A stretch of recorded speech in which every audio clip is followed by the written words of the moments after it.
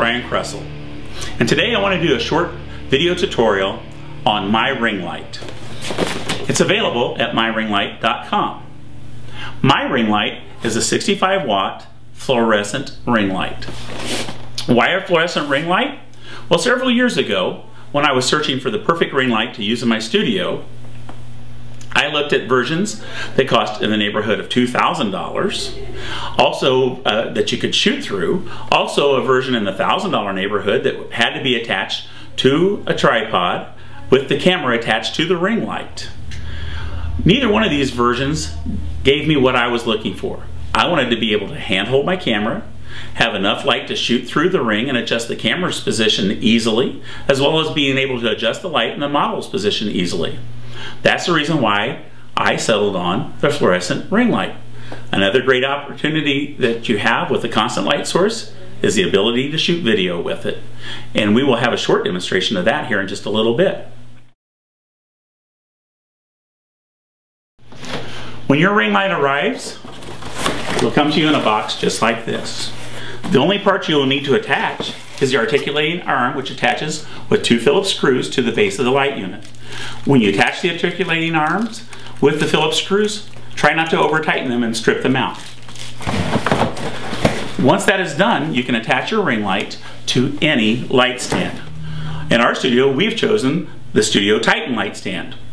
With just a pinch of the grip, you can raise and lower this light head all the way from the ceiling down to the floor, making it very easy to adjust the height of the ring light. This is the reason why I like this light stand, but once again, any regular light stand will work. To attach the ring light to the light stand, all you need to do is put it on the head and tighten down the thumb screw. And just to tighten it, thumb tight. The switch is on the back of the ring light to turn it off and on. And just plug it in to any 110 US household plug. And there you go. That is how the ring light works. And now we will show you with a live model how to use it. Welcome back. This is our model today, and this is Brittany. She's a member of our Entourage 12, which is our senior rep model program that we have here at our studio. Before we get started, I want to talk a little bit about ISO and lenses. The standard lens I use in my studio is a 24 to 105, and I'm usually zooming in between 35 and 70 when I use it. I like to set my camera's ISO at 800 and photograph it at f/5.6. This way, everything is in focus in my picture on the person. The background still will go a little bit soft, but at least the person's all in focus. There are several other trains of thought to this. Some people like to use a lower ISO and a much faster lens. I have used, and I will use today and show you the 85mm lens, and I'll shoot with it at f2 and probably shoot around 125 ISO. But those are a couple of the things that I like to do here in the studio. My shutter speed, like I said, is at 1/25 of a second.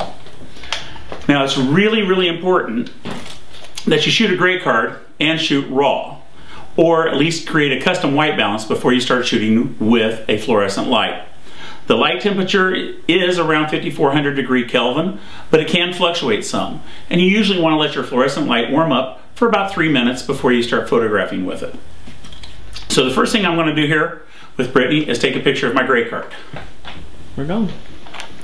So I'm going to take a photograph of her with the gray card, and then I will use Capture One, which is my raw processing software that I like to use to get the gray balance and the white balance set. So I'll take this back away from Brittany, and Brittany is very photogenic and very easy to pose. Don't think everybody is as good as this, but Brittany is fantastic. That's the reason why I invited her back for today. So Brittany, what I want you to do is I want you to get a little bit closer to the background. So I'm going to have you back up just a little bit. Now this light is extremely bright, and it does take, you want to give them a couple of minutes in front of it so that they get a little bit accustomed to it. And the cool thing is it really shrinks the pupils so you get a lot of color in their eye, and that's one of the things that everybody loves about these photographs. So what I want you to do to start off here is I want you to kind of do a white stance with your feet, pop a hip, get a little twist, and kind of lean that front shoulder in towards the camera a little bit. Perfect. Like I said, she's very good at this. And you can adjust your light because it's on the articulating arm and get it right where you need it. And nice smile for me. There we go. Perfect. Now, I want you to do the same thing. Turn your head a little more into this shoulder. Drop your chin down a bunch. Perfect right there. And this one I want to go a little bit serious, but just breathe out lightly through your lips. Perfect.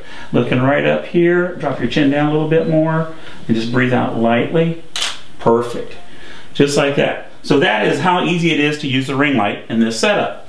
The background we're using today, really important. It's a new background from Shooting Gallery Background called Bubbles. Fantastic place to get backgrounds from. So I'm going to go on and do some more photography here of her real quick, and then we'll let her go change, and I will show you a 2-light setup.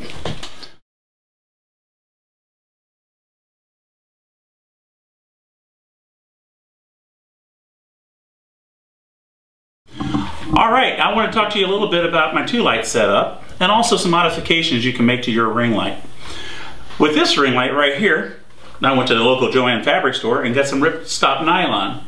Then using black gaffer's tape, I just used that and an X-Acto knife, cut out a ring to help make some diffusion material to put onto the ring light. Now the cool thing about this is I'm going to be using 2 of these ring lights. And this way I can have a hair light.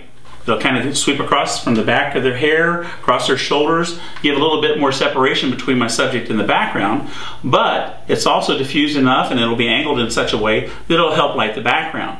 Now to do this, I put the ring light onto a boom arm, which you can get for most of your light stands. And here's my boom arm. I'm just going to simply attach this right up here on the end of my boom. And we'll angle it back towards the subject, just using that articulated arm. And I want to move this over just a little bit because I'm a little bit too far in.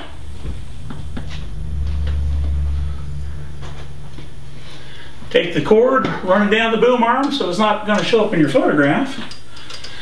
And we will plug that in and be all ready to go now. And we'll aim it just a little bit more like this right here, with it turned just a little bit towards the subject and having it come right down across the background. And that will be our 2-light setup. Okay, we're back in here with Brittany and we're doing our 2-light setup. So you see up above we have the 1 ring light aimed down to light the hair, and it falls back across the shoulders. And we're going to take some shots here, and this is more of a high fashion look. We got our wind machine blowing a little bit, shooting with the 85mm at 1/25 at f2 at ISO 120 at ISO 125. And this will be kind of tight and close. Perfect, just like that. Just breathing out lightly through your lips. Perfect. Okay, we're back once again here with Brittany. We've added some flowers to make this really fashion looking. We've got our hair light up above again, and I'm going to come in and do a few shots of this and just kind of breathing out through your lips. Perfect, just like that.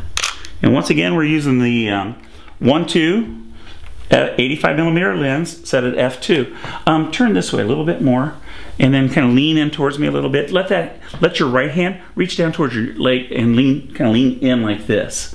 There you go. Now turn your head in towards that rose. Perfect. Part your lips a little bit. You got it. We're going to come in real tight. And with this, when you're shooting with a really shallow depth of field, it's always good to focus on the near eye, because that way, if the back eye goes a little out of focus, that's all right, but you really don't want the front eye being out of focus. Gorgeous, hun. All right, so that pretty much completes it for today, but one of the really important things when you're using the ring light is to make sure you let your subject come to the other side of the light and see what your eyes look like through the ring. So I'm gonna actually have Brittany demonstrate this. She's gonna come around and look at my eyes. And this is really important that they do this, because then they can see how it makes the colors and everything pop in your eyes. And that's really important. Also, there's a couple other great video tutorials out there, one by Rod Evans His website will be on the end of this video, and also another video tutorial by Joel Grimes on using this ring light, and he does some amazing things doing high dynamic range photography using the ring light, and that website will also be at the end of our video here. So thank you, and I hope you enjoy your ring light. And don't forget, it's at myringlight.com. Thank you.